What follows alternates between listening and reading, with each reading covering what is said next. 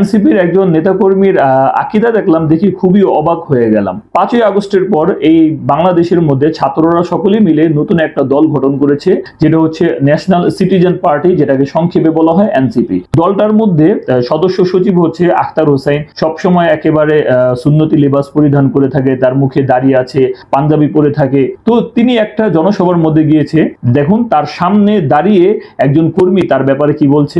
হাত ধরে যার অনুপ্রেরণায়, যার নেতৃত্বে সবসময় শিখছি, যার নেতৃত্বে তিনি যদি জাহান্নামেও যায়, আমরা তার বিপরীতে চোখ বন্ধ করে জাহান্নামে চলে যেতে পারবো।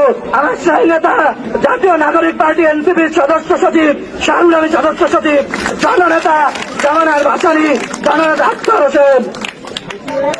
এই আখতার হোসেন যদি তাদেরকে জাহান্নামে নিতে যায়, তার কর্মীরা সকলে জাহান্নামে যাওয়ার জন্য প্রস্তুত আছে। নাউজুবিল্লাহ। কোন মুসলমান কি এই ধরনের বক্তব্য দিতে পারে?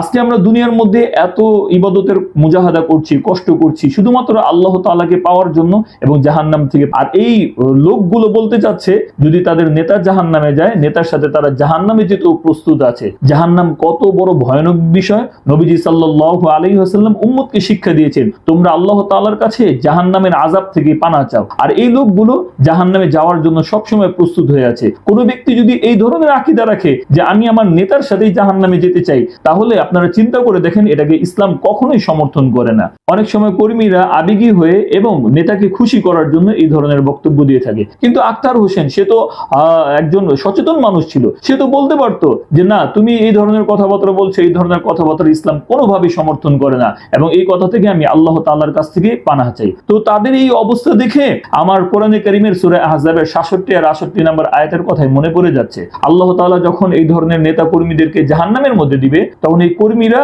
আল্লাহ তাআলার কাছে অভিযোগ করবে, আল্লাহ তাআলার কাছে বলবে রব্বানা ইন্নানা আতা'না সাদাতানা ওয়া কুবারা'না ফাআদাল্লুনা সাবিলা। হে আল্লাহ, এই দুনিয়ার মধ্যে আমরা আমাদের এই সমস্ত নেতাদের অনুসরণ করেছিলাম, তারা আমাদের বড় ছিল, তারা আমাদেরকে পথভ্রষ্ট করেছে। তখন এই কর্মীরা আল্লাহ তাআলার কাছে বলবে রব্বানা আতিহিম দু'ফাইনি মিনাল আযাবি ওয়া লা'আনহুম লা'নান কাবীরা। হে আল্লাহ, আপনি তাদের উপর ডবল থেকে ডবল শাস্তি দেন এবং আপনার লানত তাদের উপর বর্ষিত করুন। তাহলে চিন্তা করে দেখেন যে কোনো মানুষ কি এই ধরনের বক্তব্য দিতে পারে কিনা। আজকে আমরা যেটাই বুঝতে পারলাম, যেই যখন নেতা হয়ে যায় তখন সবাই চায় যে তাকে খুব বেশি সম্মান করা হোক এবং ক্ষমতার ধারে কাছে থাকতে তারা খুব বেশি পছন্দ করে। তো প্রিয় দর্শক, আপনারা এই এনসিপির এই নেতা আর কর্মীর এই ধরনের বক্তব্যটাকে কিভাবে দেখছেন কমেন্টে আমাকে জানাতে পারেন। আপনি কি এই ধরনের বক্তব্যকে সমর্থন করেন কিনা সেটাকেও আমাদেরকে কমেন্টে জানাতে পারেন। সচেতনতার লক্ষ্যে আপনারা ভিডিওটা বেশি করে শেয়ার করুন, যাতে করে তারা সামনে থেকে এই ধরনের বক্তব্য দেওয়া থেকে যেন বিরত থাকে।